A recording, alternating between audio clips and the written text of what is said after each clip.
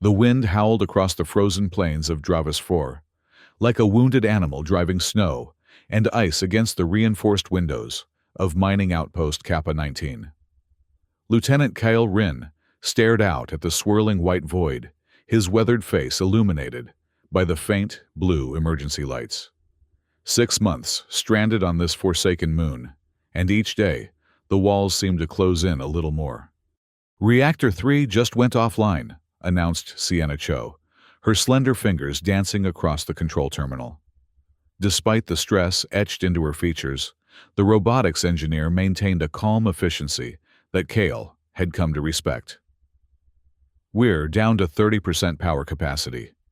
"How long?" Kyle asked, his voice a gravel pit from years of barking orders across battlefields before he'd traded military life for the supposed peace of civilian transport.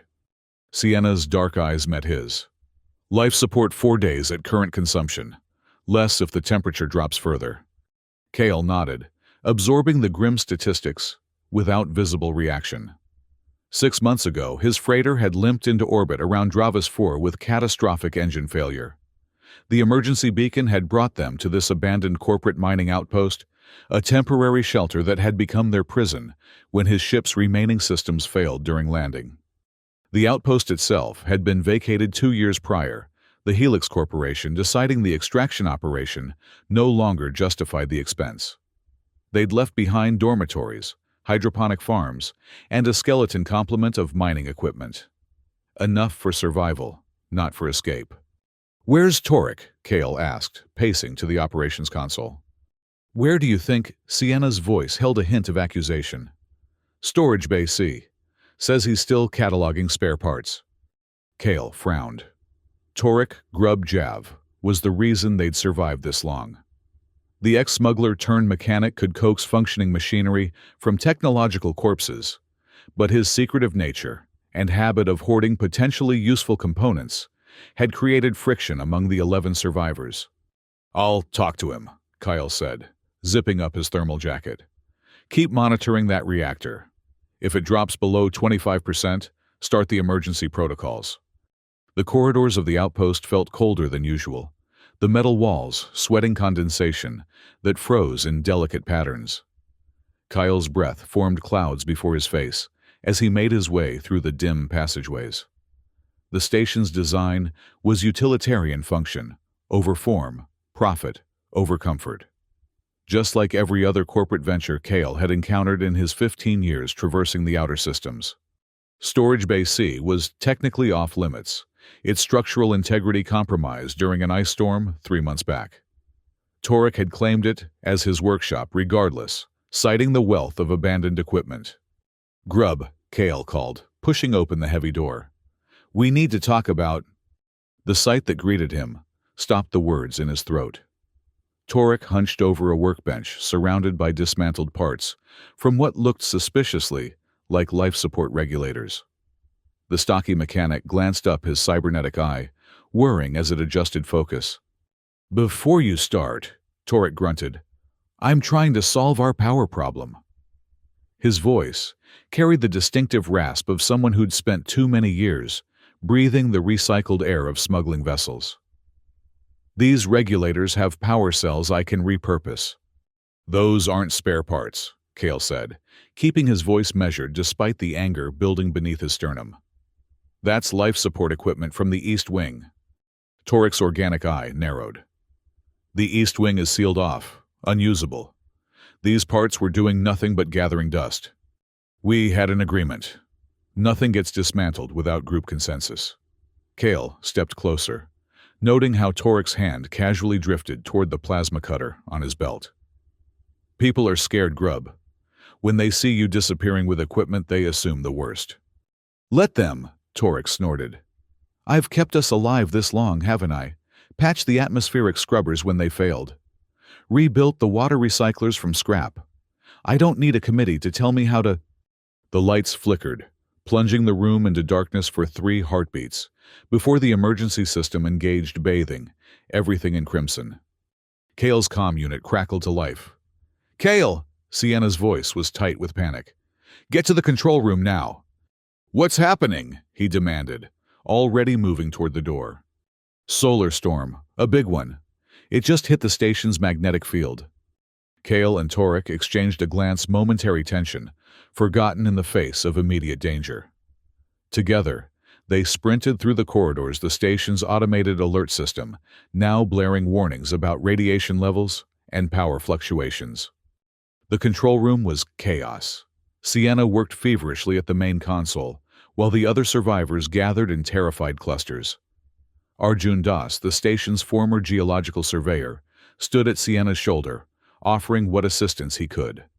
"Report," Kel barked, falling into military precision without thought. "The storm came out of nowhere," Sienna explained, not looking up from her work. "Massive coronal ejection from the gas giant's sun. Our sensors didn't pick it up until it was already hitting us. Damage. The backup reactor just went critical. I've initiated emergency shutdown, but..." She swallowed hard. "Main generators are failing. We've got cascade system failures across the station." Torek pushed his way to the engineering display. "Coolant leak in sectors 7 through 12, he muttered. "Primary power couplings are fried. Life support hanging by a thread." "How long?" Kale asked the question that hung in everyone's minds. Sienna's fingers stilled on the keyboard. "Without repairs, 24 hours before life support fails completely." The silence that followed was deafening despite the alarms. 24 hours. Not even enough time to say proper goodbyes. Kale felt 11 pairs of eyes upon him. These weren't soldiers under his command, but civilians who'd placed their trust in his leadership. He'd gotten them this far. He wouldn't fail them now. "Options," he demanded, looking between Sienna and Torek. Torek scratched his stubbled chin. "There's a substation about 2 kilometers east, used for power distribution to the outlying mining operations. If it survived the corporate evacuation, it might have functional generators we could salvage." In this weather, Arjun protested, gesturing to the monitors showing exterior conditions. The storm's driving wind speeds over 100 kilometers per hour. Temperatures dropping by the minute.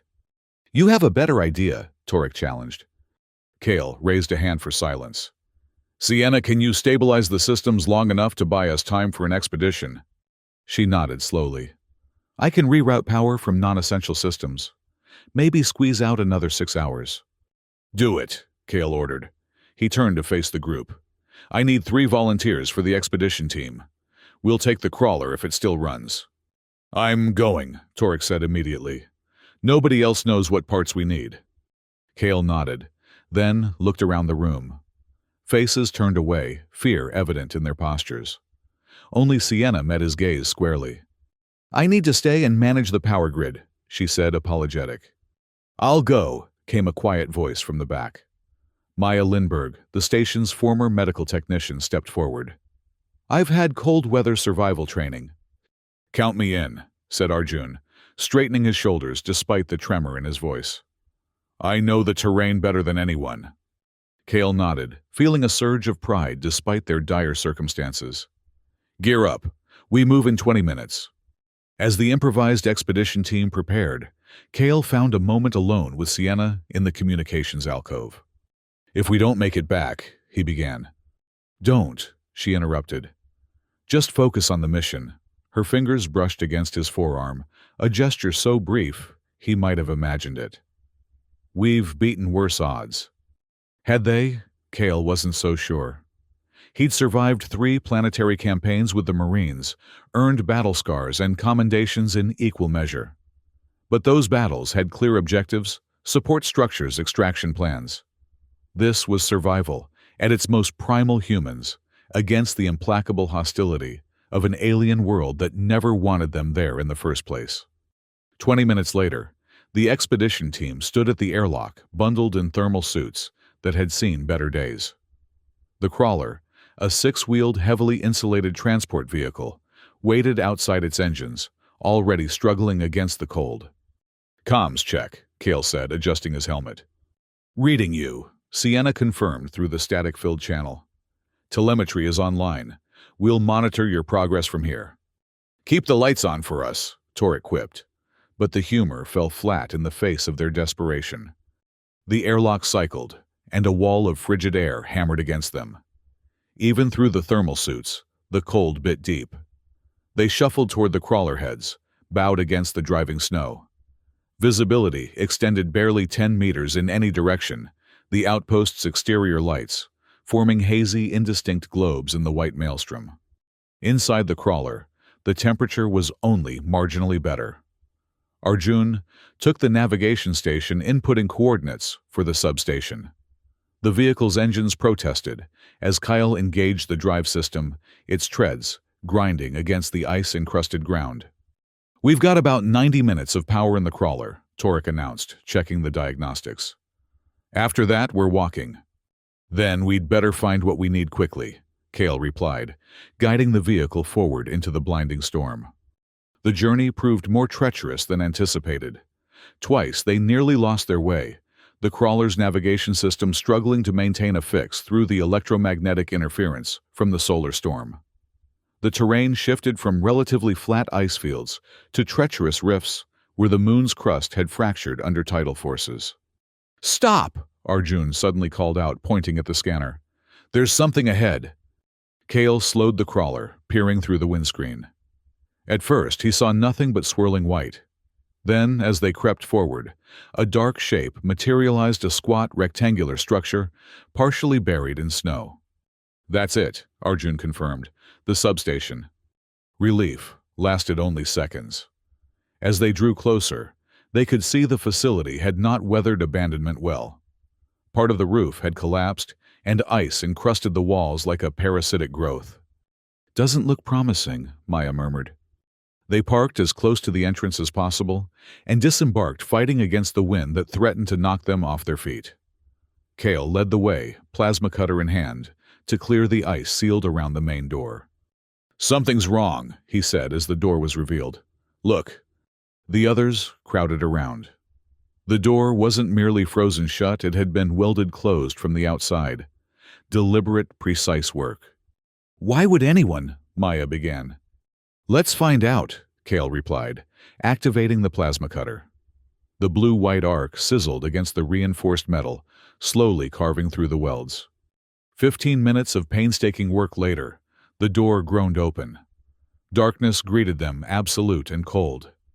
Their suit lights pierced the gloom, revealing a scene of controlled destruction. Equipment had been systematically dismantled, components removed with surgical precision.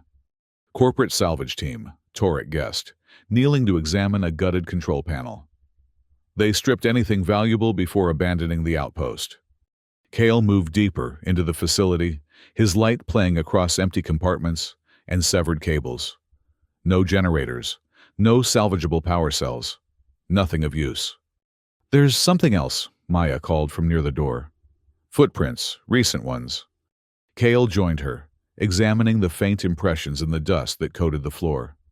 Humanoid, but not made by any standard-issue boot. The prints led from the door to a far corner of the facility, then simply vanished. "Could be automated salvage drones," Arjun suggested, but his voice lacked conviction. "Drones don't wear boots," Kale replied grimly. "And they don't usually weld doors shut behind them." "We're not alone out here," Torek stated what they were all thinking. The realization hung in the air between them, more chilling than the sub-zero temperatures outside. For 6 months, they'd believed themselves to be the only human presence on Dravis 4. What if they were wrong? A sudden crackling came through their comm units.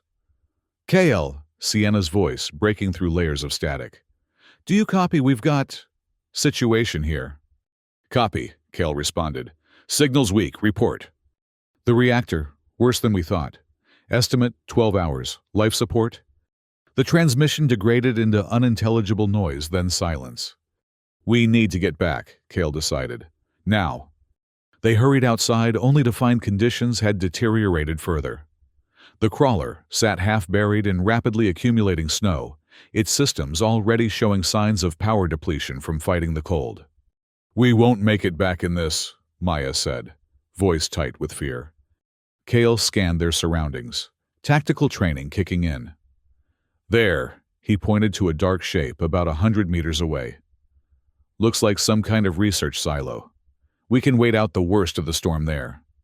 The trek to the silo was a battle against nature itself. The wind seemed determined to strip the flesh from their bones, the cold seeping through even their insulated suits. By the time they reached the structure indeed, an abandoned research silo used for core samples, Maya was showing early signs of hypothermia. Inside, they found limited shelter. The silo was little more than a reinforced tube, sunk into the ice with basic life support systems, long since powered down.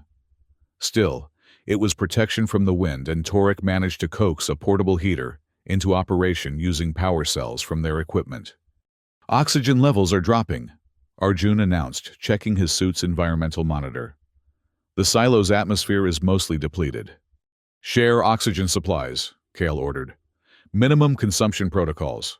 Maya, stay close to the heater." They huddled together in the cramped space, watching through a small viewport as the storm raged outside. Hours crawled by with agonizing slowness. Twice, Kale attempted to reach the outpost on comms, receiving only static in reply. In the silence, broken only by their breathing and the howl of the wind, Kale felt the weight of responsibility crushing down upon him. He'd led these people into a death trap. First, his ship had failed them, now his leadership. How many more would die under his watch? "It's not your fault," Maya said softly, as if reading his thoughts. "We'd be dead already without you." Kale didn't respond. His mind drifted to a similar situation years ago, a drop mission gone wrong on Tarsus Prime. Pinned down by enemy fire, his squad slowly dying around him while he fought to find a way out. Only 3 of them had made it to extraction. The faces of those he'd left behind still haunted his dreams. "Look," Torek suddenly said, pointing out the viewport.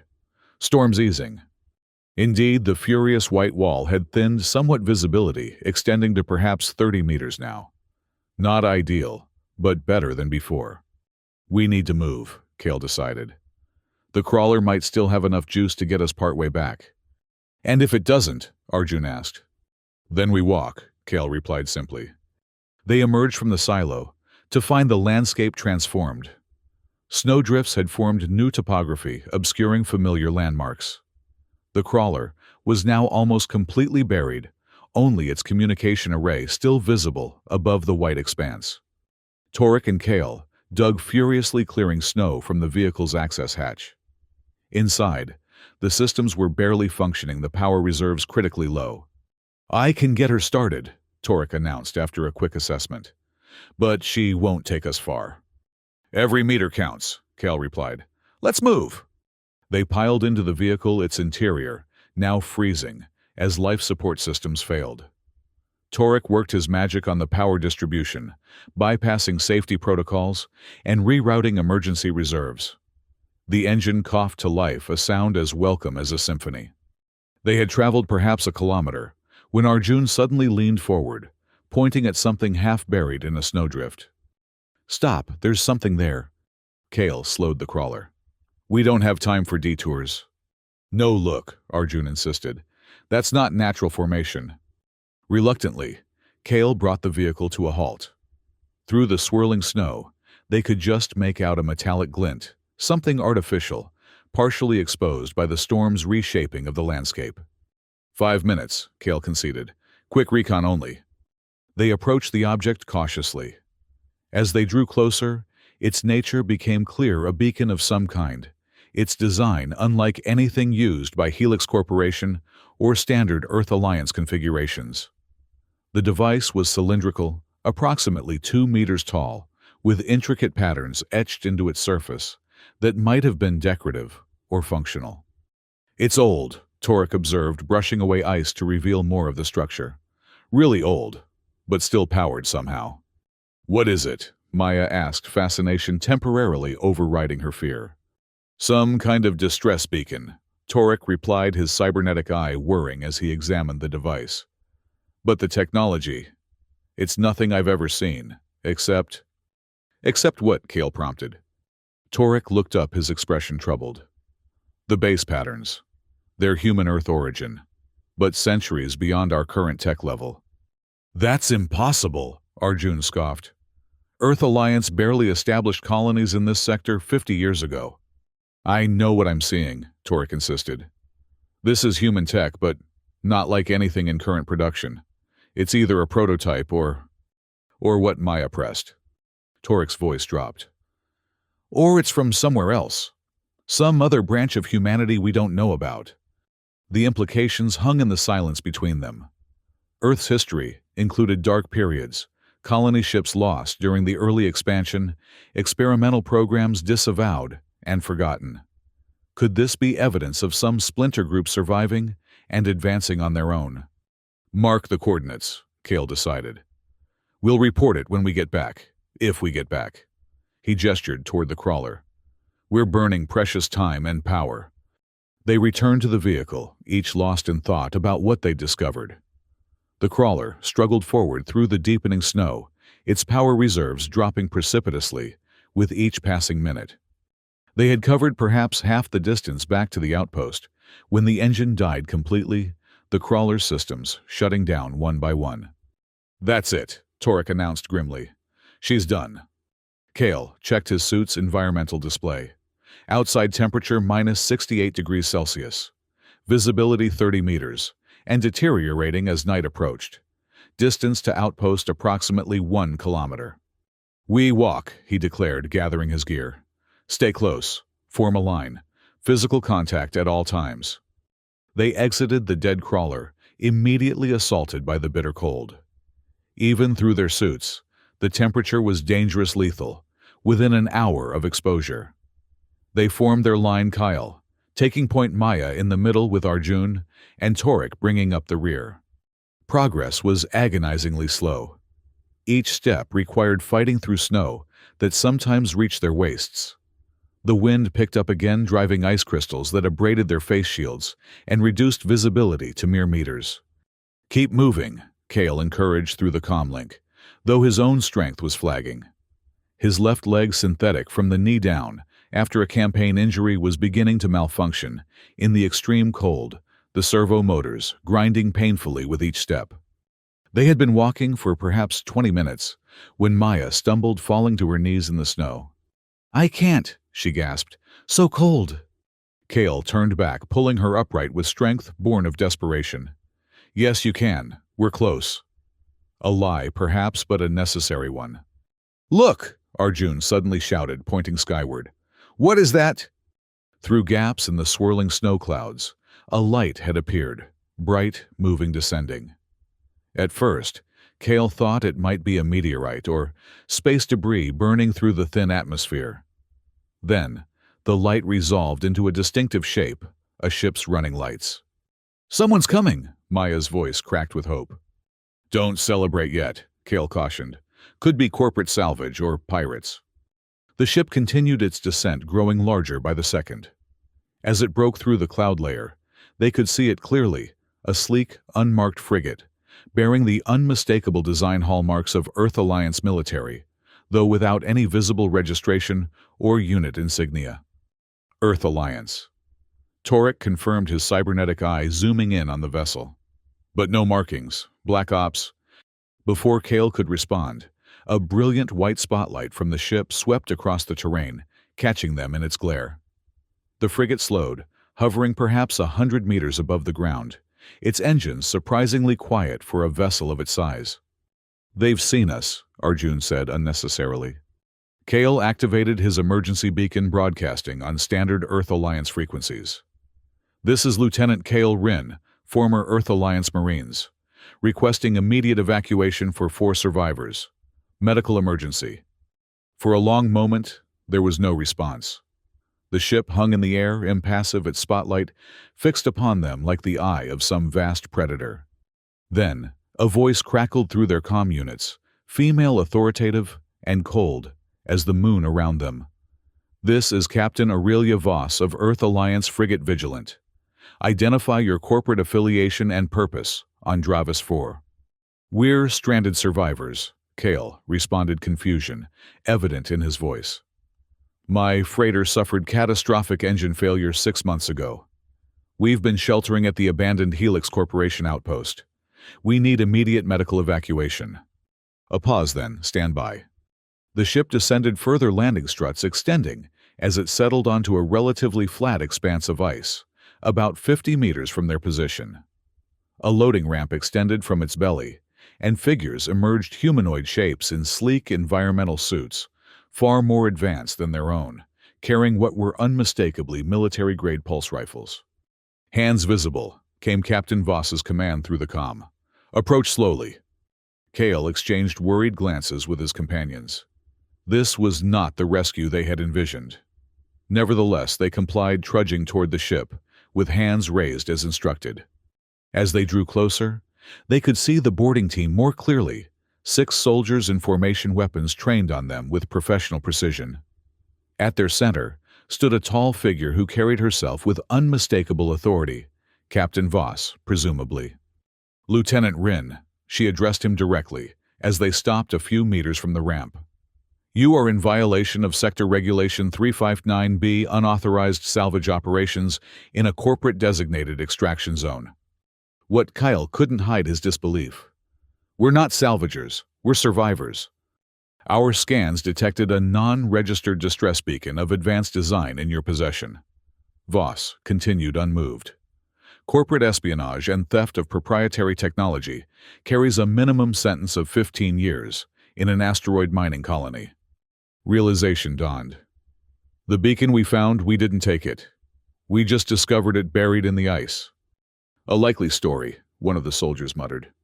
"It's the truth." Maya stepped forward, her medical training giving her the courage to confront authority. "We're stranded. Our outpost is failing. We have people dying." Captain Voss's expression remained impassive behind her face shield. "You will all be detained pending investigation. Your outpost will be secured, and any stolen technology reclaimed." "This is insane," Torek growled. "We're human beings asking for help, not criminals." "Regulations are clear," Voss replied. "This sector falls under Earth Alliance protection following the Helix Corporation bankruptcy. All salvage operations must be officially sanctioned." Cale felt a familiar anger rising within him, the same righteous fury that had once driven him to disobey orders when they contradicted his moral compass. He stepped forward, deliberately placing himself between the soldiers and his companions. "Captain Voss," he said, voice low and intense. "There are 11 people in that outpost, civilians. Their life support will fail within hours. Whatever you think we've done, those people are innocent." "Regulations," Voss began. "To hell with your regulations," Cale exploded. "Since when does the Earth Alliance leave humans to die over bureaucratic nonsense? A human leaves no one behind. That's the code I served under. The code you're supposed to uphold." For the first time, Voss seemed momentarily taken aback. A flicker of something doubt perhaps crossed her features, before the professional mask reasserted itself. "You will be detained," she repeated, though, with marginally less conviction. "The situation at your outpost will be assessed." It wasn't enough. Kyle had seen enough bureaucratic assessments to know they moved at a glacial pace. By the time Voss finished her paperwork, everyone at the outpost would be dead. "The reactor is failing," he pressed. "We have wounded sick. People who haven't seen proper medical care in months. Are you really going to let them die while you file reports?" Before Voss could respond, one of her officers approached, speaking in low tones. Cale couldn't hear the exchange, but he saw Voss's expression harden, then soften, fractionally. "Lieutenant Nakamura informs me that our scans confirm critical power failures at the outpost location," Voss finally said. "In light of this, immediate humanitarian concerns take precedence over regulatory violations." Relief washed through Cale like a physical force. "Thank you, Captain." "Don't thank me yet," Voss replied coldly. "You and your companions remain in custody. We will evacuate the outpost personnel, but this incident will be fully investigated." It wasn't perfect, but it was something. Cale nodded his acceptance of the terms. What mattered was saving lives. Consequences could be dealt with later. They were escorted aboard the frigate disarmed and directed to a secure compartment that, while clearly designed for detaining personnel, was blessedly warm. As the door sealed behind them, Kale sagged against the wall, the adrenaline that had kept him going finally ebbing away. "That went well," Torek remarked sarcastically. "She's going to help the others," Maya pointed out. "That's what matters." "For now," Arjun added, "but we're still prisoners." Kale closed his eyes, letting the ship's warmth seep into his aching body. "One problem at a time," he murmured. "One problem at a time." Hours passed in the detention compartment. Occasionally, crew members would enter to provide water or check their condition, but no information was shared about the rescue operation at the outpost. Kale paced restlessly, concerned for Sienna and the others gnawing at him. Finally, the door slid open to reveal Captain Voss now, without her environmental suit. She was younger than Kale had expected, perhaps mid-30s with sharp features, and the steel-gray eyes of someone who had seen their share of hard decisions. "Your outpost colleagues have been evacuated and are receiving medical attention," she announced without preamble. "The facility itself is beyond salvage. Power systems experienced complete failure 40 minutes after our arrival." Relief flooded through Kale. "They're alive, all of them!" "All 8 survivors, yes." Voss consulted a datapad. "Though several are in serious condition from prolonged exposure and malnutrition." 8. Kale straightened. "There should be 7 at the outpost. Plus the 4 of us makes 11. Voss frowned. "We recovered 8 individuals from the facility. Perhaps your count was mistaken." "No," Maya interjected. "There were definitely 7 left behind. Sienna, Luca, Benicio, Demarque, Ingrid, Pavel, and Taran." "The 8th was a woman," Voss said. "Found in a sealed maintenance compartment. Unconscious but stable. No identification." Kyle exchanged puzzled glances with his companions. An unknown survivor. Someone who had been hiding in the outpost all this time. Or perhaps one of the mysterious owners of the footprints they'd found at the substation. "We need to see them," Kale insisted. "That won't be possible until my investigation is complete," Voss replied. Her expression softened marginally. "However, I can tell you they're receiving the best care our medical bay can provide. Dr. Khatri is among the finest physicians in the fleet." "And what about us?" Torek demanded. "How long are you planning to keep us locked up over a misunderstanding?" Voss's gaze hardened again. "That remains to be determined. The beacon you discovered is of significant interest to Earth Alliance intelligence. Its origin and purpose must be established before any decisions are made regarding your status." "We told you," Kale said, fighting to keep his tone respectful. "We found it buried in the ice. We didn't even have time to study it properly." "So you claim." Voss turned to leave, then paused. "For what it's worth, Lieutenant Rin, I've reviewed your service record. Distinguished, decorated, 3 Purple Hearts. Not the profile of a common salvager." "Then why are we still detained?" "Because profiles can be deceiving, and this sector has been a hotbed of corporate espionage and technological theft."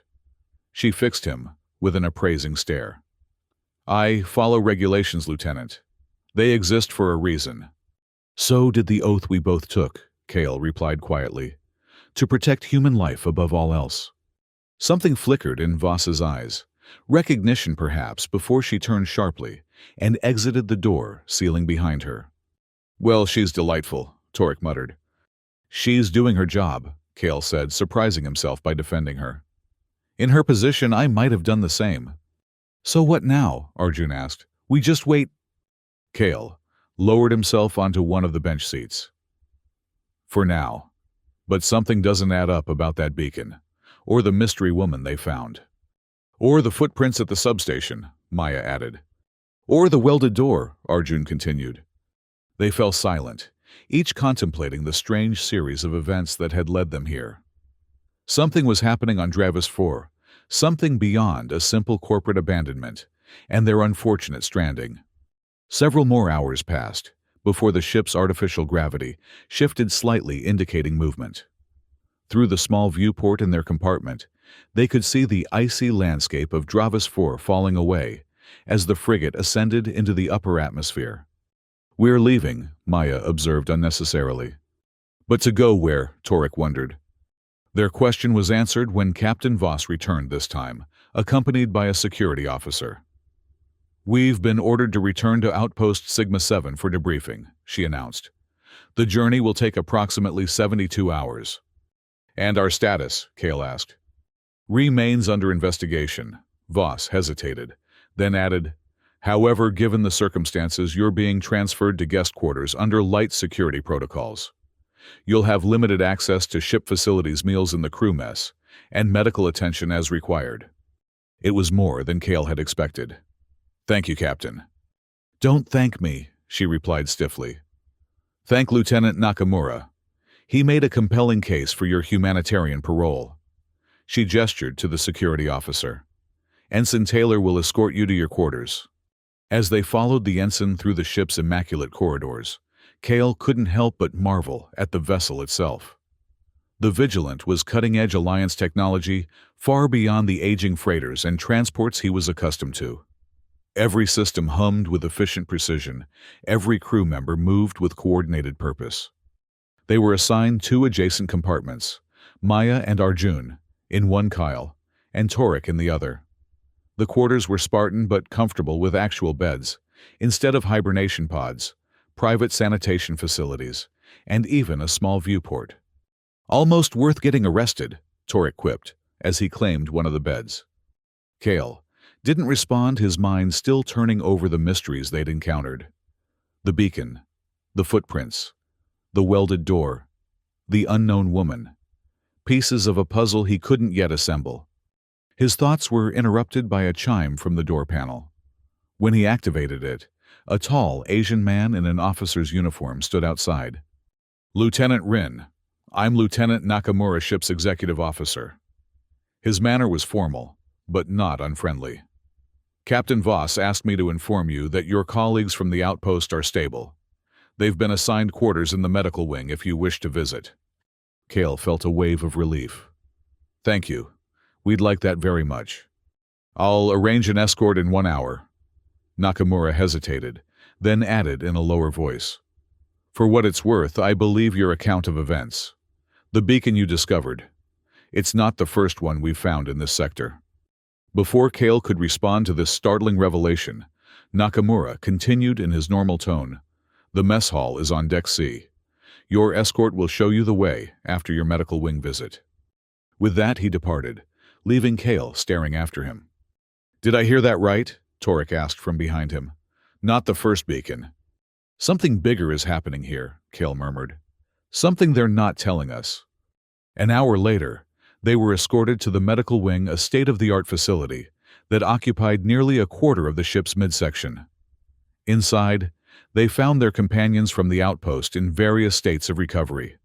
Sienna was among the most alert, sitting up in her bed when Cale entered. "You made it," she said, relief evident in her voice. "When communications failed, we feared the worst." Cale took her hand without thinking. "It was close. How are the others?" "Recovering. Luca and Pavel were in bad shape when the ship arrived, hypothermia, oxygen deprivation. But the doctor here," she shook her head in wonder.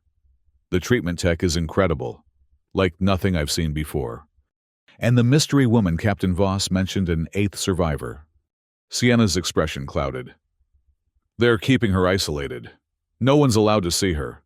Security posted outside her room." Curious and curiouser, Cale filed away this information. "What happened after we left?" "The reactor degraded faster than I projected. We were down to minimal life support, huddled in the central chamber for warmth when the ship arrived." She squeezed his hand. "Another hour and we wouldn't have made it." The implications weren't lost on Kyle. If they hadn't encountered the ship during their desperate trek back from the substation, everyone at the outpost would have perished before rescue arrived. Blind luck or something else. Their reunion was cut short by the arrival of a medical officer who insisted Sienna needed rest. Reluctantly, Cale and the others departed, following their escort to the mess hall as promised. The ship's crew regarded them with curious looks as they entered the facility. Clearly, their status as neither prisoners nor guests was a topic of shipboard speculation. "Quite the welcome committee," Torek muttered as they collected meal trays. They found a table in a corner somewhat isolated from the main crew areas. as they ate real food, not the protein paste and hydroponic vegetables they'd subsisted on for months.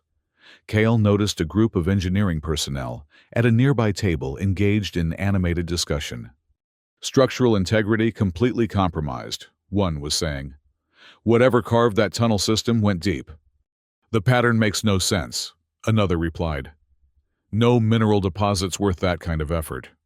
Maybe they weren't mining for minerals, suggested a third, her voice dropping. Intelligence thinks. The conversation abruptly halted as they noticed Kale's attention. The engineers gathered their trays and departed, casting suspicious glances back at the stranded survivors. Tunnel system, Maya whispered. Were they talking about Dravis 4? Has to be, Kale replied. The question is, who made the tunnels? Helix Corporation's operation was surface-level extraction, only according to Arjun. Whatever's happening, Arjun said quietly, that beacon we found is part of it. And I'd bet my last oxygen canister that the mystery woman is too. The next morning, or what passed for morning on a ship's artificial day cycle, Kale was surprised to receive a summons to the captain's ready room. He was escorted there by Ensign Taylor, who remained professionally neutral, despite Kale's attempts at conversation. Captain Voss's ready room reflected her personality, organized, Spartan functional. The only personal touch was a small hologram on her desk, showing a smiling older couple, presumably family members. Lieutenant Rin, she greeted him without rising from her desk. Thank you for coming. As if he had a choice.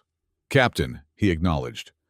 I have been reviewing the data from our survey of the outpost and surrounding area, she began without preamble.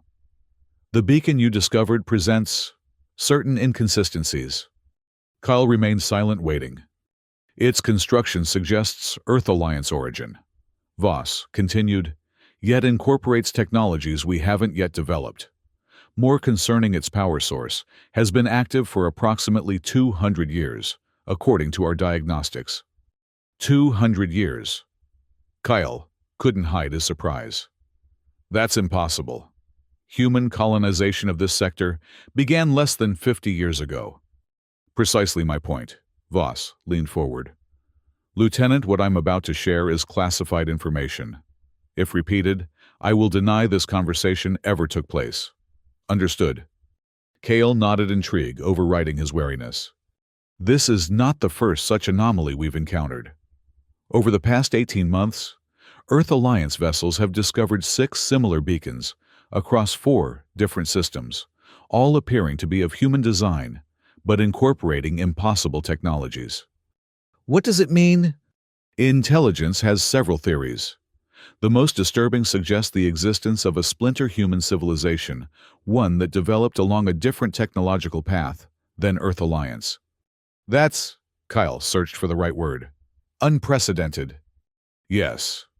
Voss's expression remained neutral, but he sensed deep concern beneath her professional veneer.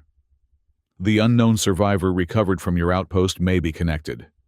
Medical scans show subtle but significant genetic divergences from standard human baseline. Kale felt a chill that had nothing to do with the ship's temperature. She's not human. She is human, Voss corrected. But not quite the same as us. Small differences in cellular structure, neural patterns, genetic expressions.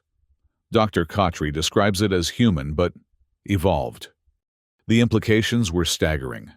A separate branch of humanity developing in isolation, perhaps advancing beyond Earth Alliance technology. But how, when, had they split from the main human evolutionary tree? Why are you telling me this? Kale asked. Because I need your help. The admission seemed to cost Voss something in pride. The woman is conscious, but uncommunicative. She responds to basic stimuli but refuses interaction with medical staff. Dr. Khatri believes she may be suffering from psychological trauma or cultural shock. And you think she might respond to me? Why? Your name. Voss tapped her console, bringing up a holographic display. When we showed her images of outpost personnel, she had no reaction until your image appeared. Then she spoke for the first and only time. She said, Kale Rin, Protector. Kale stared at the captain, bewildered. I've never seen her before in my life. Perhaps not, Voss conceded. But she knows you, or someone like you. I want you to speak with her. I'm still technically your prisoner, Kale pointed out. Consider your status. Provisionally upgraded. A ghost of a smile touched Voss's lips. Pending cooperation, of course. An hour later, Kale found himself outside a secure medical compartment, accompanied by Captain Voss and Dr. Khatri, a sharp-featured woman with calculating eyes that seemed to diagnose him even as she explained the situation. The patient is physically stable, Dr. Khatri informed him. No apparent injuries beyond mild hypothermia when found. Brain activity is unusual, higher than normal in certain regions associated with spatial processing and mathematical computation. She hasn't spoken since mentioning your name, Voss added. She's been given nutrient supplements but refuses solid food. What should I say to her? Kale asked. Just introduce yourself, Dr. Khatri suggested. Establish trust if possible. Don't press for information that approach has proven counterproductive. The door slid open, revealing a standard medical isolation room.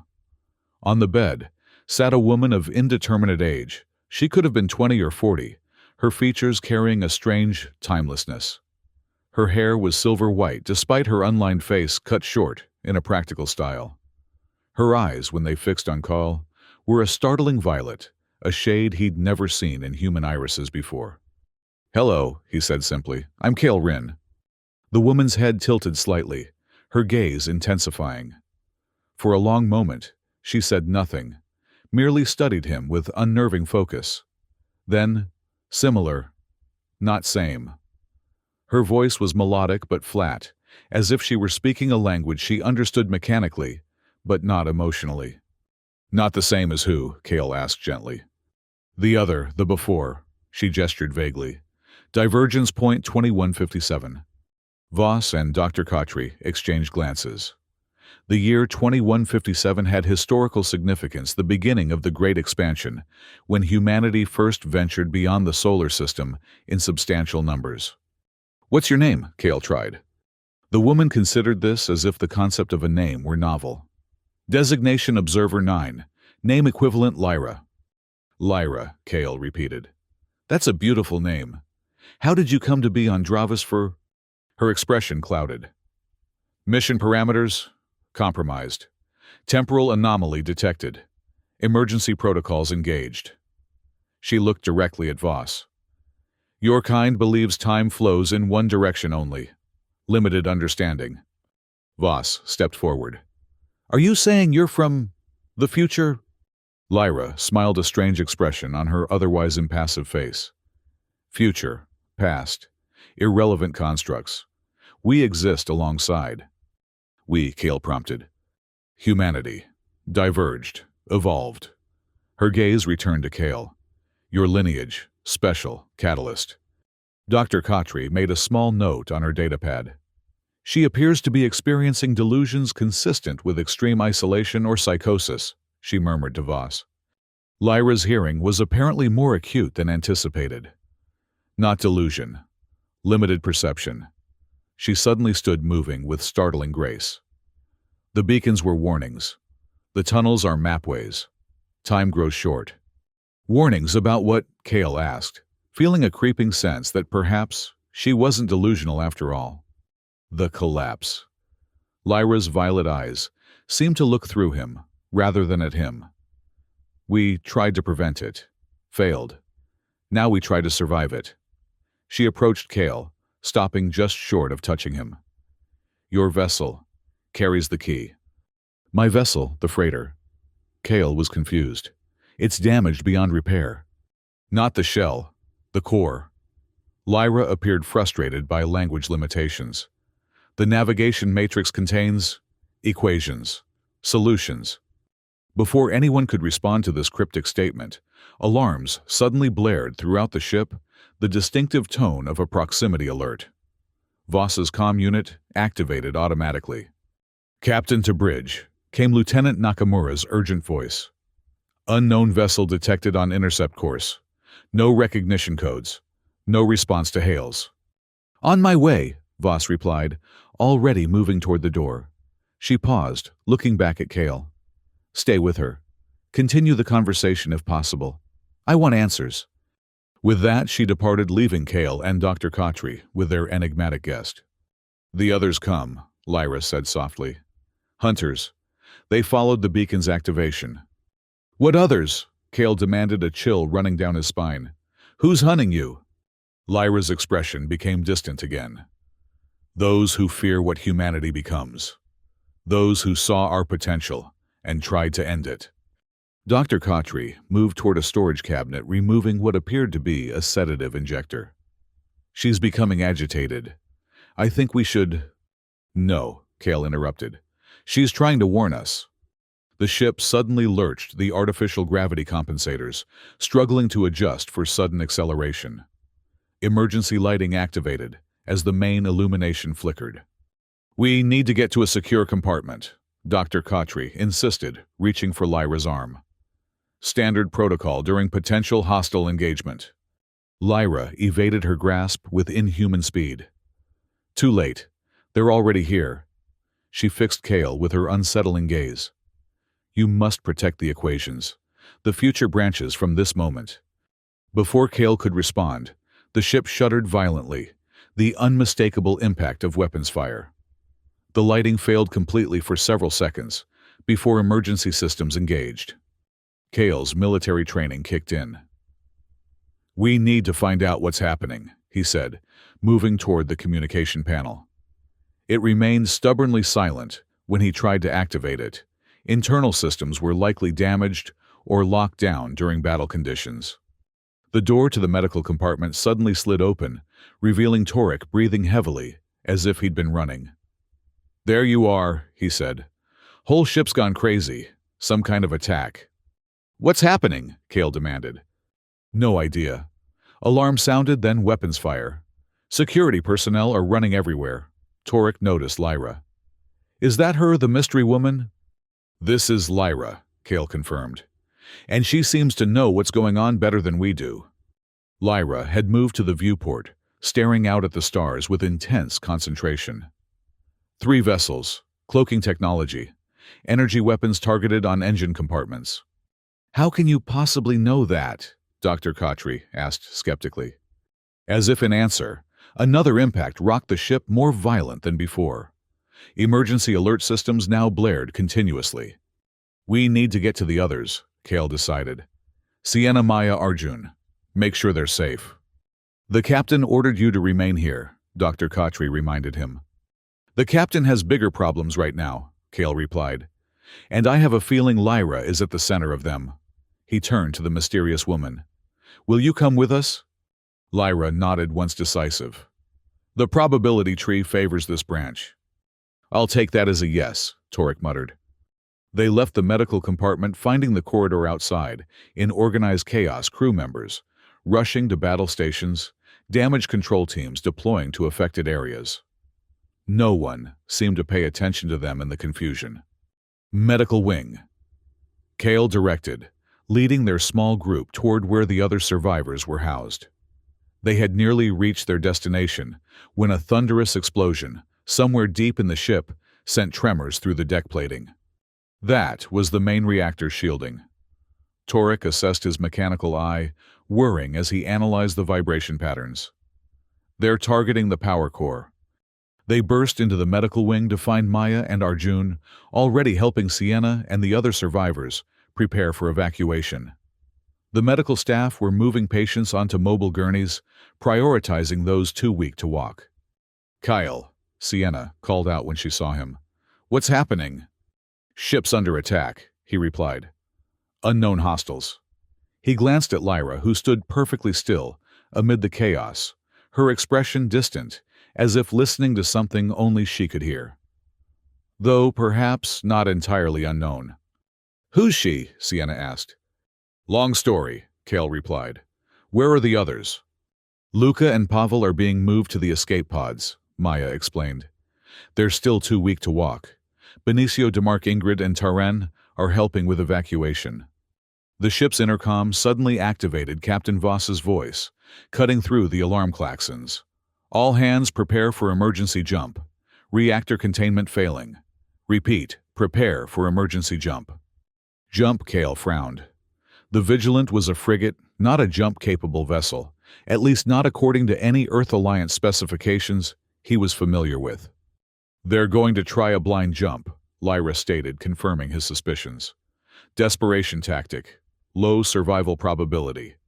What are our options? Kale asked her directly, instinctively, trusting her assessment, despite its inexplicable source. The equation, she replied. From your ship. Navigational stability through discontinuous spacetime. My navigational computer is on my freighter, Kale said. Back on Dravis 4. Probably buried under ice by now. No, Lyra corrected. Transferred to your neural implant during emergency protocols. Standard procedure for your model. Kale stared at her. He did have a neural implant standard issue for Alliance pilots, allowing direct interface with ship systems.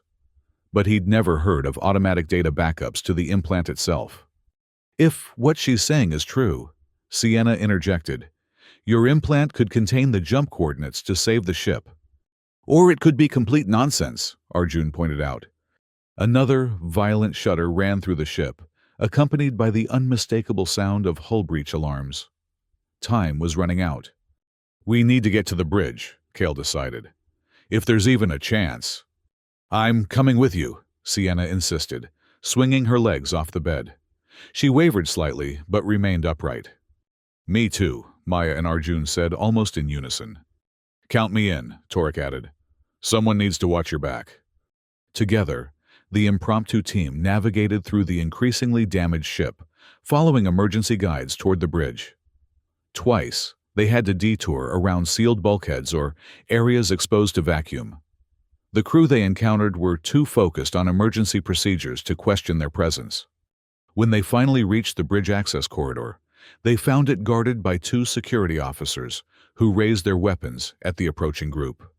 Restricted area, one announced. Return to evacuation stations immediately. Kale stepped forward. I need to speak with Captain Voss. It's urgent information about the attack. The guards exchanged uncertain glances. Before they could decide, the bridge door slid open behind them, revealing Lieutenant Nakamura. His uniform was torn, and blood stained his left sleeve. Lieutenant Rin, he acknowledged with surprise. You should be evacuating with the other survivors. He has information about the attack, Sienna insisted. Something that might save the ship. Nakamura hesitated, then nodded to the guards. Let them pass. The captain will want to hear this given our situation. The bridge of the Vigilant was a scene of controlled chaos. Damage reports flooded in from all sections. Tactical displays showed 3 unidentified vessels executing coordinated attack patterns, and at the center of it all, Captain Voss remained outwardly calm despite the crisis unfolding around her. She looked up sharply as they entered. Lieutenant Rin, I believe I ordered you to remain with Dr. Khatri. Captain Kale replied, dispensing with formalities. Lyra says my neural implant contains equations that might stabilize an emergency jump. Voss's eyes narrowed. Jump preparations are classified information. How? Her gaze fell on Lyra. Never mind. We don't have time. She turned to her tactical officer. Status. Hull integrity at 42% and falling, the officer reported grimly. Reactor containment fields failing. Weapons offline. Jump drive charging, but stability matrices are compromised. Success probability below 20%. What exactly are you proposing? Lieutenant Voss demanded, turning back to Kale. I don't know, he admitted. But Lyra seems to think my navigational data could help stabilize the jump. A neural implant interfacing with our jump drive. The ship's engineer looked skeptical. That's never been attempted. The protocols are incompatible. I can facilitate integration, Lyra stated with calm certainty. The equations were designed for this purpose. Voss studied her for a long moment, calculation evident in her expression. Another hit rocked the ship, more violent than before. Warning lights flashed across every console. Reactor containment critical, the engineering officer announced. 2 minutes to catastrophic failure. Decision time. Voss nodded sharply. Do it. Whatever it is, it can't make our odds worse. The next moments passed in a blur of activity. Kale was connected to the navigation console through an emergency interface adapter, while Lyra's hands moved with impossible speed across the controls, bypassing security protocols and creating new connection pathways. Neural link established, the tactical officer confirmed with surprise. Receiving something. Data patterns I've never seen before. Jump, drive stability increasing, added the engineer, disbelief evident in his voice. How is this possible? Lyra continued her work without explanation, fingers dancing across interfaces, as if she'd designed them herself. Synchronization at 60%, sufficient for transition. Jump in 10 seconds, Voss ordered. All hands brace for transition. The attacking vessels seemed to sense what was happening. Their weapons fire intensified, concentrating on the engineering section, where the jump drive was housed. The Vigilant shuddered under the assault systems, failing across the board. Jump drive stability failing, the engineer warned. The interface is... Now, Lyra interrupted, pressing a final sequence. The universe seemed to fold around them. Kale felt a sensation like his consciousness was being pulled in 1,000 directions, simultaneously, time stretching, compressing, twisting. Through his neural link, he could actually perceive the mathematical equations flowing through the ship's systems, creating a bubble of stable spacetime around the vessel as it tore through the fabric of reality. Then blackness. Kale awoke to the steady beep of medical monitors. His head throbbed with the worst pain he'd ever experienced, as if his brain had been removed, examined, and carelessly replaced. He tried to open his eyes, but found even that simple action required immense effort. Easy, came Sienna's voice from nearby. Dr. Khatri says your neural pathways were overloaded during the jump. You need time to recover. With supreme effort, Kale managed to focus his vision. Sienna sat beside his bed, her face drawn with concern, but very much alive. What happened? He croaked. The ship. We made it, she replied, relief evident in her voice. The jump was successful. We're somewhere else. Where? That's the thing, Sienna said, her expression troubled. No one's quite sure. The navigational systems can't pinpoint our location. The star patterns don't match any charted region in Alliance databases. Kale tried to sit up but abandoned the attempt when his vision swam. The attack.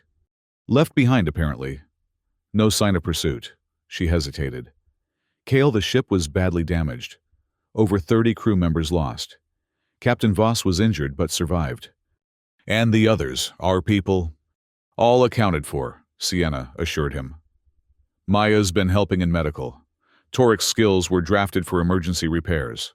Arjun and the rest are assisting where they can. Lyra. Sienna's expression grew more troubled. That's complicated. After the jump, she collapsed. Dr. Khatri says her neural activity is off the charts, like her brain is processing information at an impossible rate. Before Kale could ask more questions, the door slid open to admit Captain Voss. Her left arm was in a sling, and a nasty gash ran along her temple, but her bearing remained commanding. Lieutenant, she acknowledged. Good to see you conscious. Your actions saved this ship, whatever they were. Thank you, Captain, Kale managed.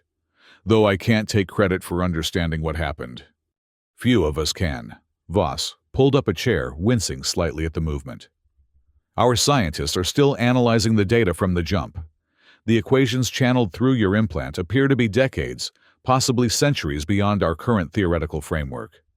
Lyra said something about divergence, about humanity splitting into different evolutionary paths. So I understand. Voss's expression was unreadable. She's awakened as well. Asked to speak with you when you recovered.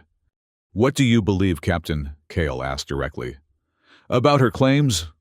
Voss considered her response carefully. 24 hours ago, I would have dismissed them as delusions. Now, she gestured vaguely. We're in uncharted space, possibly uncharted time, saved by technology we don't understand. I'm finding the boundaries of my skepticism tested. It was as close to an admission of belief as Kale expected from the by-the-book officer. What happens now? Repairs are underway, Voss replied. Preliminary estimates suggest 3 weeks before jump capability can be restored. In the meantime, we're scanning the surrounding space for habitable systems. She paused. Your status has been upgraded from detainee to consultant given the circumstances. The same applies to your companions. Appreciated, Kale said with a hint of irony. Rest, Voss ordered, rising from her chair. Dr. Khatri says you'll need at least 48 hours to recover from the neural stress. After that, we could use your expertise and your apparent connection to our mysterious guest. After she departed, Kale turned to Sienna. Help me up. I need to see Lyra. Dr. Khatri specifically said, I know what she said, Kale interrupted. But if Lyra brought us here for a reason, we need to understand what's happening, now. Sienna hesitated, then nodded. Always the stubborn Marine, she muttered, but helped him sit up and eventually stand. The room spun alarmingly, but Kale gritted his teeth and forced his body to obey his commands. They made their way slowly through the medical bay, passing beds filled with injured crew members. The ship had clearly paid a heavy price for their escape. Dr. Khatri was nowhere to be seen, fortunately, allowing them to reach Lyra's isolated room without interference. She sat cross-legged on her bed, eyes closed in what appeared to be deep meditation. As they entered, however, her violet eyes opened, fixing immediately on Kale. You survived the interface, she stated. Probability was 73%. Always good to beat the odds, Kale replied, easing himself into a chair with Sienna's help. Time for some straight answers, Lyra. Who are you? Where are we? And what really happened back there? Lyra studied him for a moment as if assessing his readiness for truth.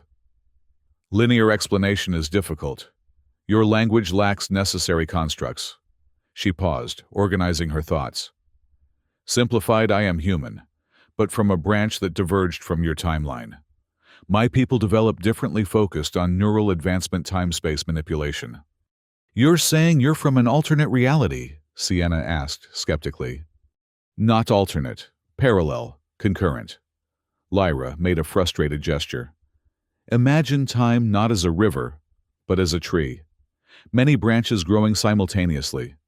Sometimes touching, intertwining. And the attackers, Kale prompted. Hunters. They seek to prune branches they consider threatening. Her expression darkened. They discovered our existence 300 years ago by your reckoning. Began systematic elimination of our outposts, our observation stations. Why? Fear. Lyra's answer was simple. We represent what humanity could become, what it will become in some branches. They find this disturbing. And the beacons, the tunnels on Dravosfer, warning system, escape routes.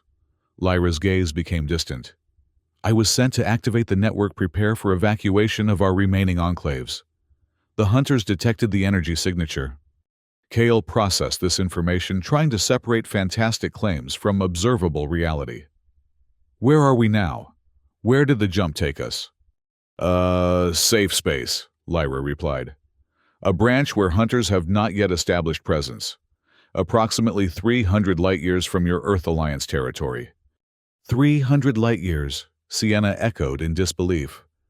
That's impossible. No jump drive could... Your technology, no, Lyra agreed. The equations allow navigation through cross-dimensional folding. Distance becomes irrelevant. The implications were staggering.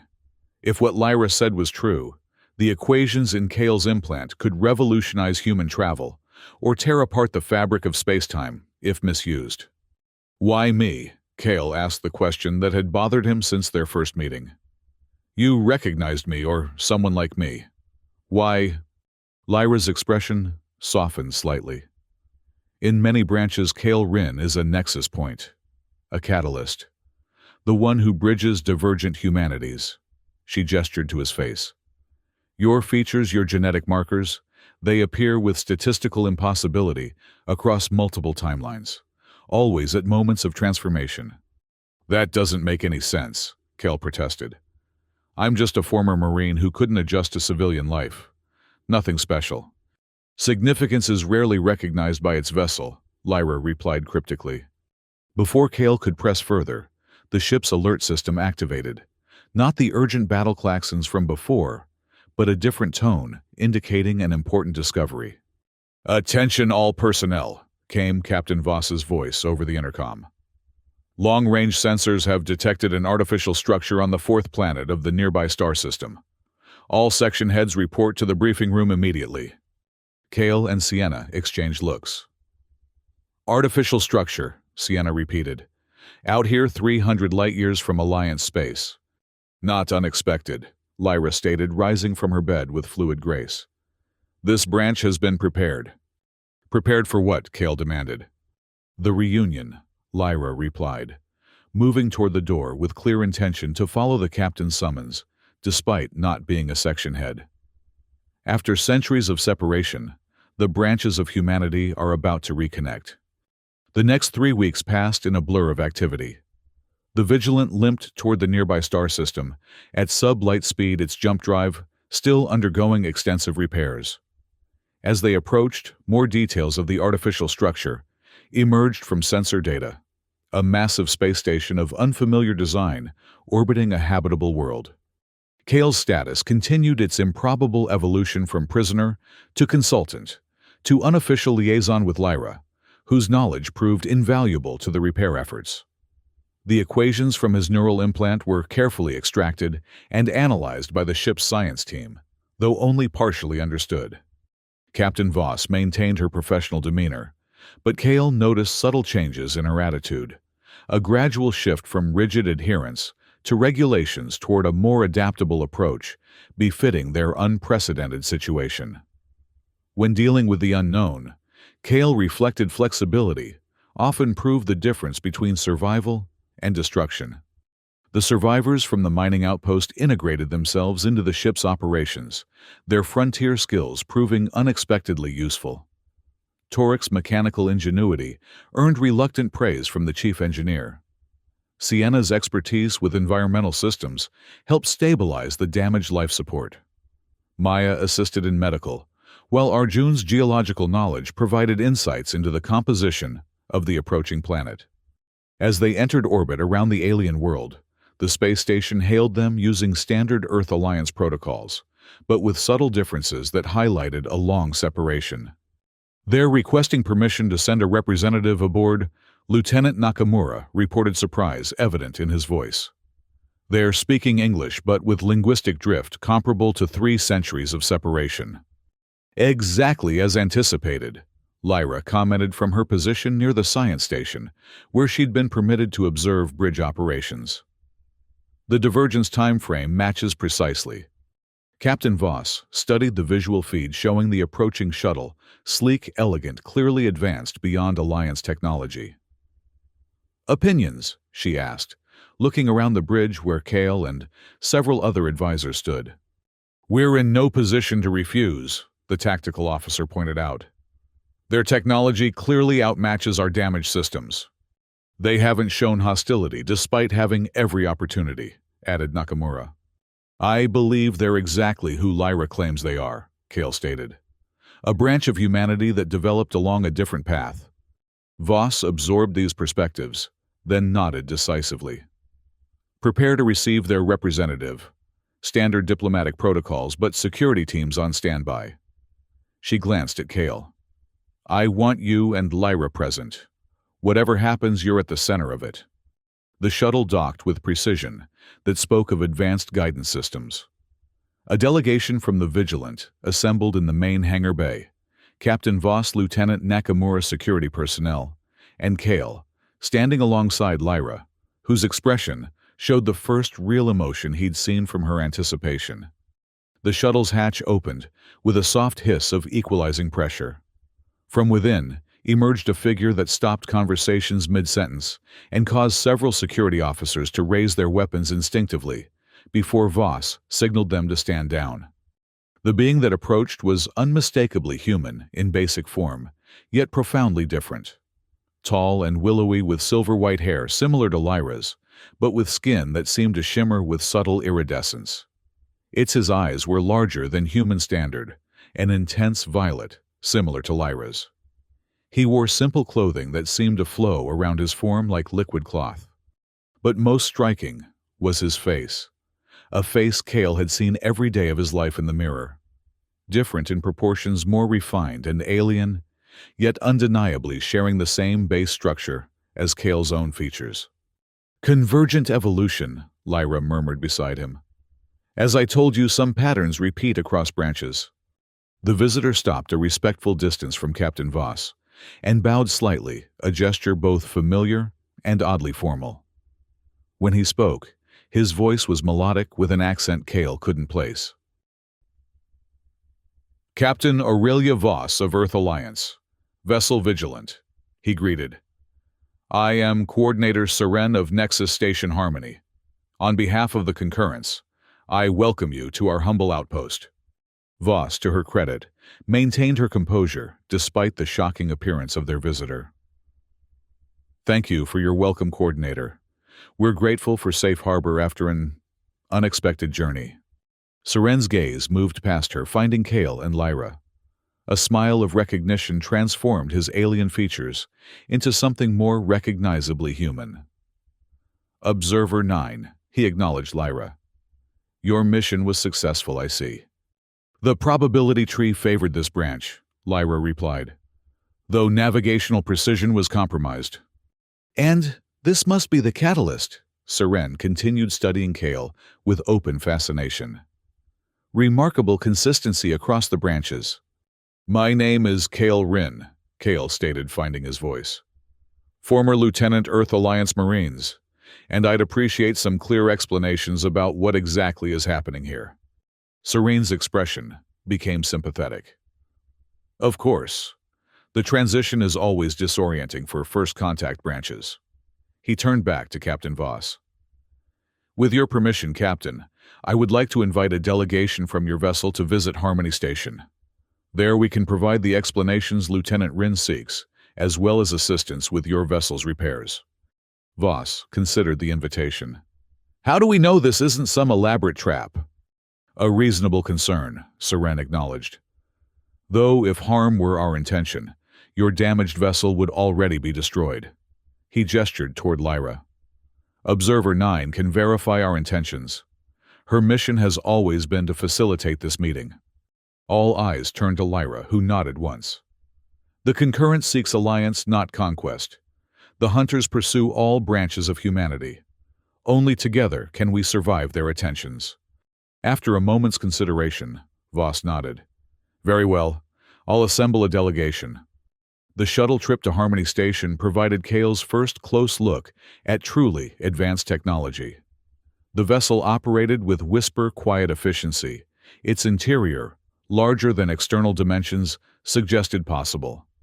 Seren explained it utilized principles similar to the equations that had guided their desperate jump space folding on a localized scale. The delegation consisted of Captain Voss, Kale Lyra Sienna, whose engineering expertise Voss valued, and Lieutenant Nakamura. As they approached the station, its true scale became apparent, a structure nearly 5 kilometers in length, constructed in a graceful spiral that somehow reminded Kale of DNA helices.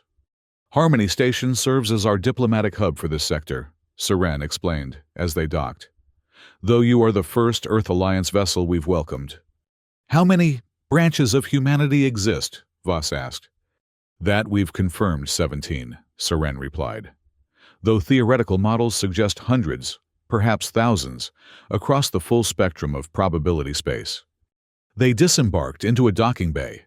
Unlike any Kale had seen, organic curves, rather than industrial angles, surfaces that seemed to respond to their presence with subtle shifts in lighting and temperature. The atmosphere was perfectly Earth-normal, but carried undertones of unfamiliar botanicals. "This way," Seren directed, leading them through corridors that gradually widened into a vast central atrium.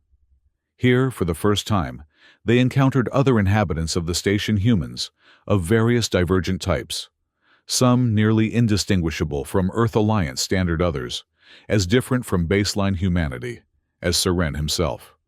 Kale felt eyes upon him as they passed, curious, sometimes reverent glances, that made him profoundly uncomfortable. Whatever role these people believed he played in their cosmic narrative, he remained unconvinced of its validity.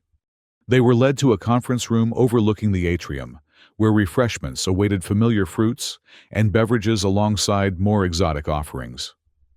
As they seated themselves around a circular table, Seren activated a holographic display in the center. "Before we address your immediate concerns," he began, "some context would be helpful. What you're seeing is a simplified representation of what we call the probability tree."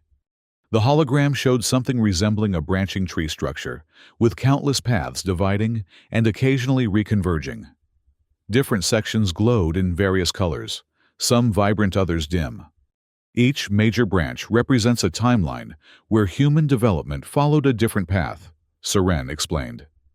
The divergence points are moments of significant choice or discovery: the invention of faster-than-light travel, first contact with non-human intelligence, the development of neural augmentation. "This can't be real," Voss stated, though her tone lacked conviction. "Time travel violates fundamental physical laws." "Your physics is incomplete," Lyra commented. "As is ours. The concurrence doesn't travel through time so much as it navigates probability space." Serene nodded. "Exactly. We don't change established events, we identify and access parallel versions of reality where events unfolded differently." "And these hunters?" Kale asked, focusing on the practical threat. Seren's expression darkened. "We call them the pruners. Their origins are unclear, possibly a branch of humanity that developed extreme xenophobia, possibly something else entirely masquerading as human. Their goal appears to be limiting human development to a single controllable path. By eliminating alternate versions of humanity," Sienna concluded. "Precisely." Seren manipulated the hologram, highlighting several branches that abruptly terminated. "They've successfully eliminated at least 7 branches we've identified. Your branch, the Earth Alliance timeline, has been under observation for decades. The beacons were placed as warning systems and potential evacuation routes should intervention become necessary." "So, when Kale activated the beacon on Dravis Fur," Voss began, "it alerted us to imminent pruner activity in your sector," Seren confirmed.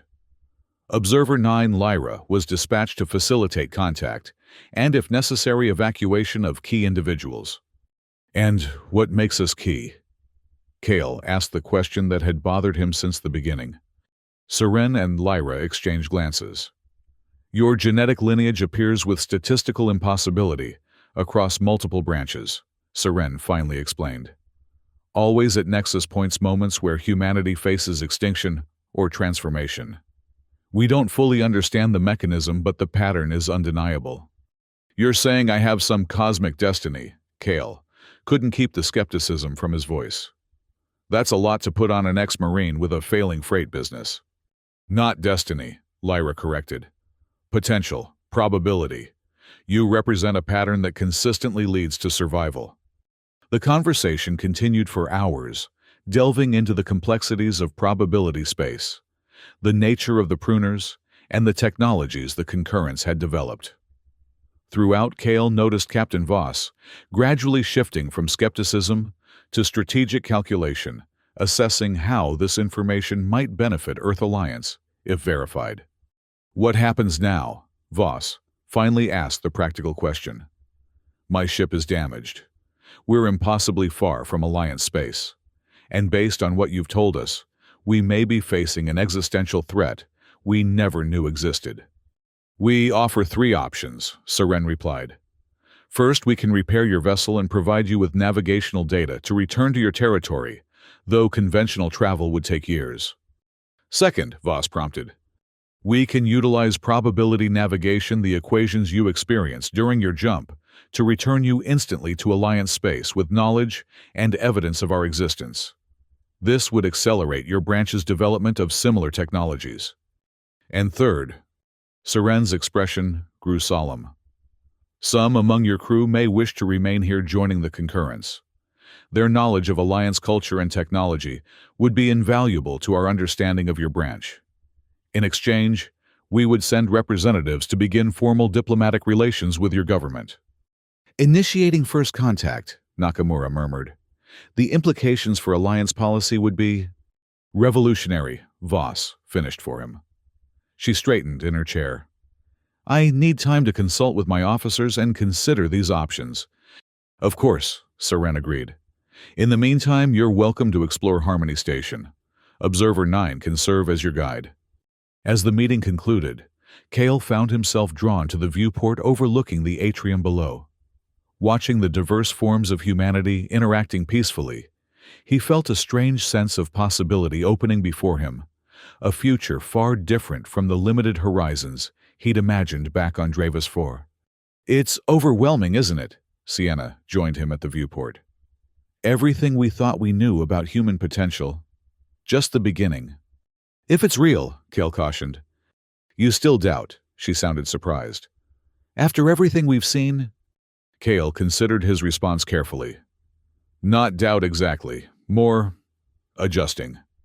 My whole life has been about immediate problems, battlefield tactics, engine repairs, keeping people alive one more day. This, he gestured at the vista before them, is beyond my frame of reference.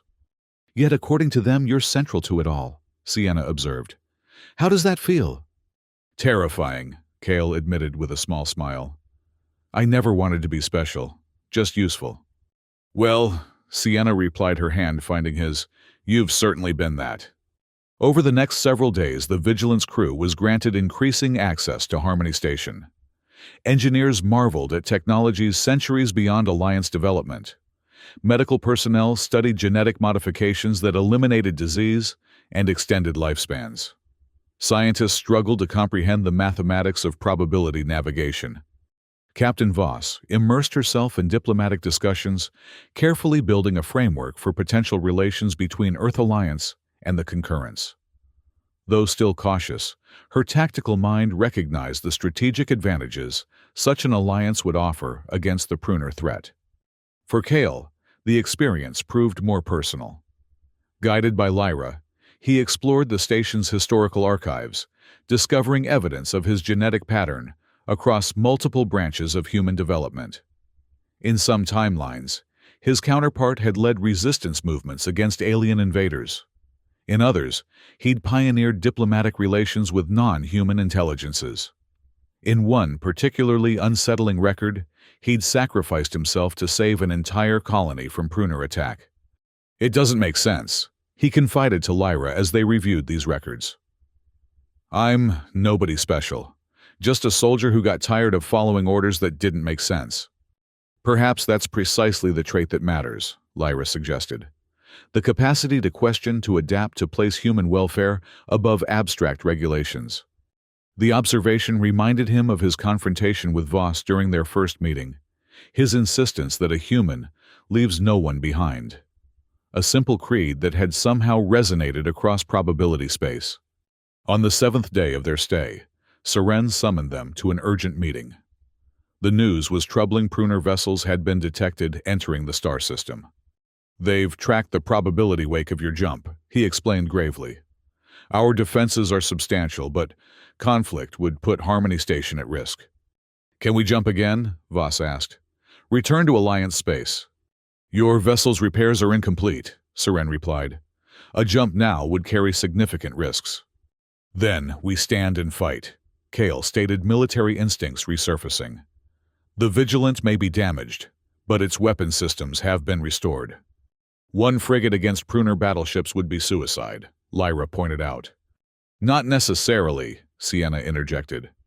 If the equations in Kale's implant could be modified, adapted to affect space around an enemy vessel instead of our own. Serene's eyes widened at the implication. A localized probability distortion. It's never been attempted as a weapon, but theoretically. The next hours were a frenzy of activity. Seren provided access to the station's advanced computational systems, while Sienna and Lyra worked to adapt the equations from Kale's neural implant into a deployable weapon system. Torek brought in for his practical engineering skills, focused on the delivery mechanism, a modified probe that could approach Pruner vessels undetected. Captain Voss coordinated defensive preparations, integrating the Vigilance tactical systems with Harmony Station's more advanced defenses. The rest of the crew and outpost survivors pitched in where their skills allowed, all aware that they faced an enemy intent on eradicating not just them, but potentially their entire branch of human development. "The modified probes are ready," Torek announced, as the crisis reached its peak. "But someone will need to pilot the deployment vessel. The trajectory calculations need to be adjusted in real time as the pruners maneuver." "I'll do it," Kale volunteered without hesitation. "I'm the best pilot we have, and my implant is already calibrated to the equation structure." Voss frowned. "It's a suicide mission, Lieutenant. The deployment range will put you well within their weapons envelope." "Maybe not," Sienna countered. "If the equations work as we hope, the probability distortion should create a pocket of altered space-time around the pruner vessels. Theoretically, their targeting systems wouldn't be able to lock onto anything within that bubble." "Theoretically," Voss emphasized. "It's our best shot," Kale insisted. "And if these records are anything to go by, apparently, I have a talent for beating the odds."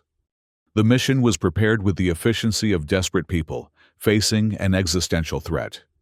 The deployment vessel, little more than a shuttle with the modified probability drive and probe launchers, was ready within hours. As Kale prepared to board, his companions gathered to see him off. "Don't try to be a hero," Torek growled, clasping his arm. "Get the probes in range, deploy, and get out." "The calibrations are precise," Sienna added, concern evident in her voice. "You'll need to be within 5 kilometers of their lead vessel for maximum effect." "I'll be back before you know it," Kale promised, though all present recognized the hollowness of such assurances. His final conversation was with Captain Voss, who had undergone perhaps the most profound transformation since their first meeting on the frozen surface of Dravis IV. "Lieutenant Ryn," she began formally, then softened. "Kale, I owe you an apology." "For what?" "For prioritizing regulations over people." She met his gaze directly. "You were right that day in the snow. A human leaves no one behind. If we survive this, I intend to ensure that principle guides Alliance policy toward the concurrence and any other branches we encounter." Kale nodded, recognizing the significance of her evolution. "Just make sure there's a cold beer waiting when I get back, Captain." The deployment vessel launched with minimal ceremony. As Kyle guided it away from Harmony Station, he could see the Vigilant taking up defensive position, a battered but proud symbol of the branch of humanity he called home. "Pruner vessels entering sensor range," came Seren's voice over the comm. 3 capital ships, multiple support craft. Approach vector consistent with standard attack formation." "Copy that." Kale acknowledged, pushing the engines to maximum. The small vessel responded beautifully, its systems enhanced by concurrence technology during hasty retrofitting. The void of space ahead revealed the approaching threat, angular vessels of gleaming black material that seemed to absorb rather than reflect light. Unlike the organic curves of concurrence design or the functional utility of Alliance engineering, the pruner ships projected a cold, implacable menace. Beginning evasive pattern. Kale reported as the first enemy sensors swept his position. The deployment vessel danced between laser pulses, using the minimal profile and enhanced speed to avoid direct hits. As he closed distance, he activated the neural interface Sienna had designed, connecting his implant directly to the modified probability drive. Immediately, his perception altered. Space around him seemed to acquire additional dimensions, probability streams flowing like currents in a complex river system. 500 kilometers, he reported, though the concept of linear distance felt increasingly inadequate. Preparing first probe. The pruner vessels had detected his approach. Their formation shifted, concentrating fire in his direction while maintaining overall progress toward Harmony Station. Energy beams sliced through space where his vessel had been, moments before his enhanced perception, allowing him to anticipate attack patterns seconds before they developed. 200 kilometers, launching first probe. The probe, shot forward its miniaturized drive, generating a probability field that made its path through space appear to blur and multiply. Pruner targeting systems struggled to lock onto the phenomenon, their weapons fire becoming increasingly erratic. Probe 1 tracking toward lead vessel, Kale confirmed. Launching Probe 2. The second probe deployed toward the flanking Pruner ship, its trajectory weaving through the increasing weapons fire. Kale's consciousness seemed to split simultaneously, piloting his vessel, while tracking both probes through probability space. 100 kilometers to optimal deployment range. He reported sweat beading on his forehead as the neural interface demanded more processing power than his implant was designed to handle. Preparing final approach. The Pruner vessels now focused all available weapons on his approach vector, recognizing the threat. Space around his shuttle lit up with energy discharges, making conventional evasion impossible. Only his enhanced perception of probability space allowed him to navigate paths that existed in potential rather than actuality. 50 kilometers, he gasped, blood trickling from his nose as the neural load intensified. Probes at optimal distance. Activating probability distortion, now. He sent the activation command through his neural link. Both probes simultaneously released their payload, not explosive or energy-based, but mathematics translated into reality. The equations he had carried unknowingly within his implant, refined by concurrent science and Sienna's practical engineering, blossomed into existence around the Pruner vessels. The effect was unlike anything Kale had witnessed in his military career. Space itself seemed to fold and ripple around the enemy ships, their structures simultaneously existing in multiple states and positions. Weapons fire emerged from their batteries, only to loop back upon themselves, caught in localized time distortions. "It's working," came Saren's astonished voice over the comm. "The Pruner vessels are caught in cascading probability failures. Their systems cannot resolve singular space-time coordinates." Kale struggled to maintain consciousness as the neural interface reached its limits. His small vessel drifted now, his attention focused entirely on maintaining the probability distortions around the Pruner ships. "Get out of there, Kale," Voss ordered. "The distortions are becoming unstable." Indeed, the mathematics he had unleashed were evolving beyond prediction. The space around the Pruner vessels began to shimmer with increased intensity, reality itself, protesting the artificial manipulation of its fabric. "Can't disengage," Kale managed through gritted teeth. The neural connection had become self-sustaining, his implant, fused with the probability equations in a feedback loop he couldn't break. Through the view screen, he watched as the lead Pruner vessel seemed to split into ghostly duplicates of itself, each version gradually becoming more transparent, until with a silent flash that somehow registered in his mind, rather than his eyes, it ceased to exist in their reality, entirely shifted into another branch of probability space. The second vessel followed moments later, leaving only the third struggling against the mathematical prison Kale had created. Its systems fired desperately in all directions, streams of energy cutting through space, in defiance of physical laws. One such stream struck Kale's vessel, directly overloading shield systems and rupturing the hull. Warning alarms blared as atmosphere vented into space.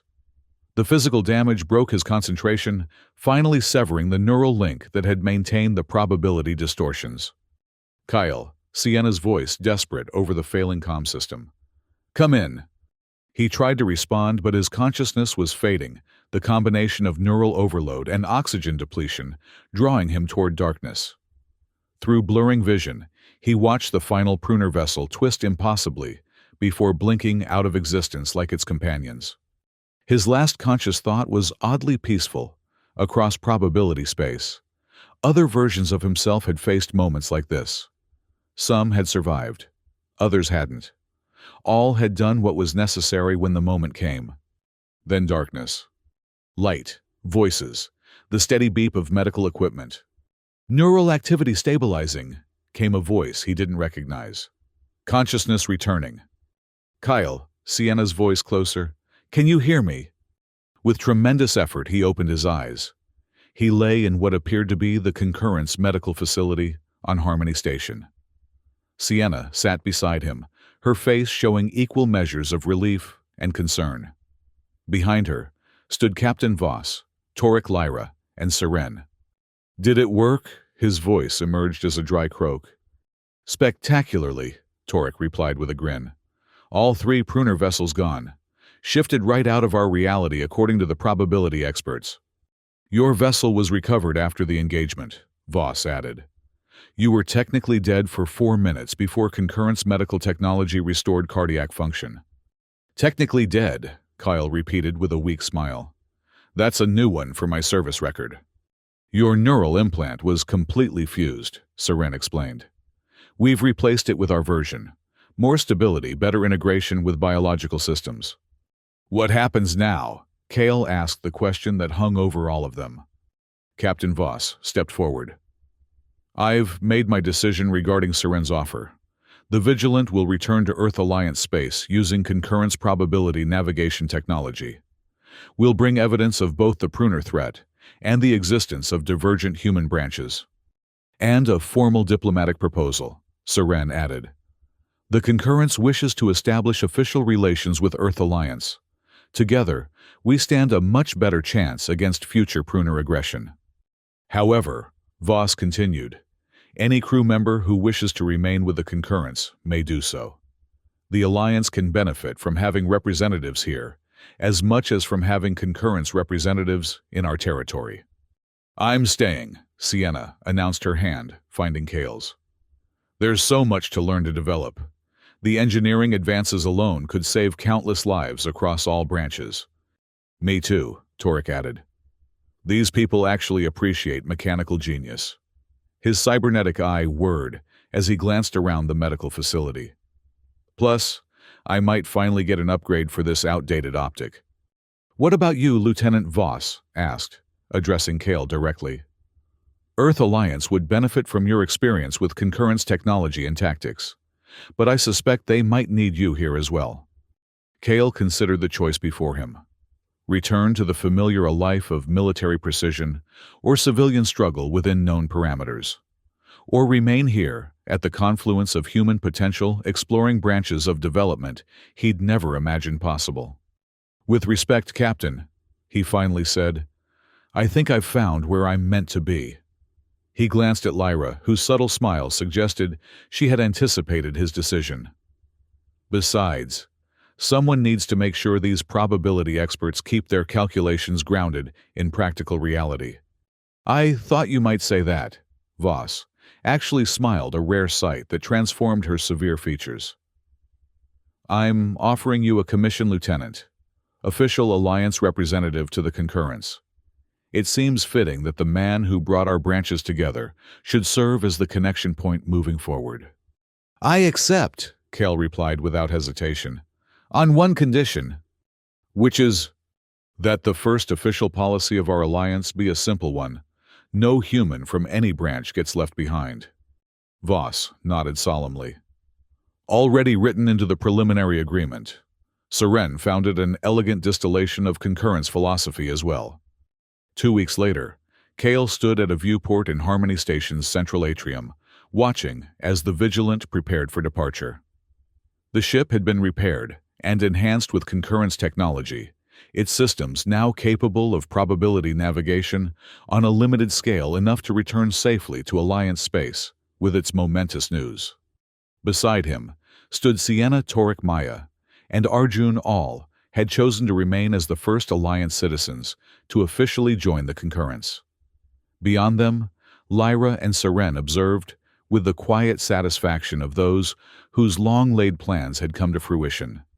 "Do you think they'll believe it?" Arjun wondered aloud. "The Alliance government, I mean. It's a lot to accept."